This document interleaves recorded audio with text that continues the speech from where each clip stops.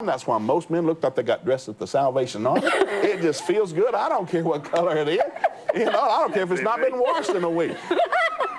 Our eyesight's different. A man is 4 times more likely to be broadsided in an accident than a woman is, because men have long-range vision, women have peripheral vision. Almost everyone's about 180-degree peripheral vision. God did that because women want to know where the kids are at all times. Men don't care where the kids are, so they're not in front of him. He doesn't want to know.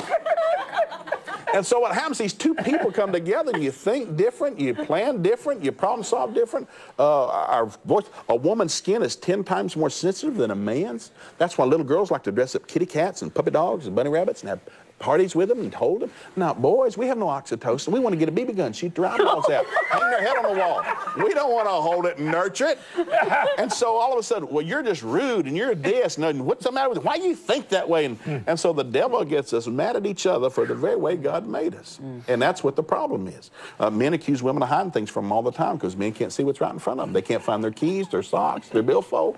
You know, where'd you put my stuff? And I tell women, you know, I tell a man, if you can't find your socks in the drawer, and the wife said they were there, just back up about 8 feet. Oh, right there they are, right there.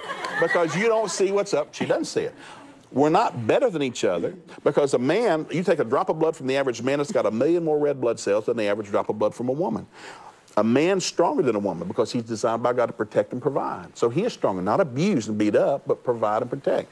A woman, on the other hand, has got a better immune system. The average woman outlives the average man by 7 years. She's got a better immune system. She's got a higher IQ. She's got better manual dexterity. Insurance companies will tell you a woman can drive down the interstate at 65 miles an hour while staring into a rearview mirror, putting on makeup, talking on a hands-free cell phone, listening to the news, and not miss a single item or have an accident because she's got better manual dexterity. But a man going down the interstate on a cell phone, let's say, if you see a man on the cell phone on the interstate, get away from him. Because he will drive to the intensity of that conversation. When he hangs up, he'll be doing 25 or 105. Oh, dear God, look at that. What in the world? Oh, and so, I could list forever, but we're different. And so what happens is, I try to, in our marriage seminars, I make the men stand up, all the males, and say man, man. Ladies, say woman, woman, say man. We're different. We're not better than each other. We're different than each other, and God did that on purpose. Let me tell you what I got to do. You need to be on Oprah. She's got more time. I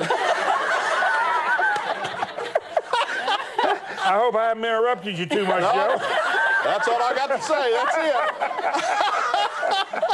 Yep, that's a whole series. You know what I was hearing and just enjoying every bit of it. And I'm hearing and seeing and observing an influence in the world that seems to be trying to make people the same. Yes. And I see them forcing people into another conformity, conformed by the world, which God says, do not be conformed by the world. No. God shaped us, created us, present our bodies a living sacrifice, wholly acceptable, so that you'll know the good, acceptable, perfect will of God. Don't be conformed to the world. And I see us trying to make men like women, women like men. That's right. Now we got men in love with men, women in love with women, because we don't know who we are anymore. That's right. And, you know, you could sit here and argue. Some of you, all you want to do is argue. You don't know whether you're a man or a woman trying to argue with yourself all day long. I'm going to rock and talk like Joe McGee and Pastor. But this is the way you're going, and you're really as confused as a termite in a yo-yo. You just going around and around. You'll never find truth until you come to God's Word, and you can disagree or debate.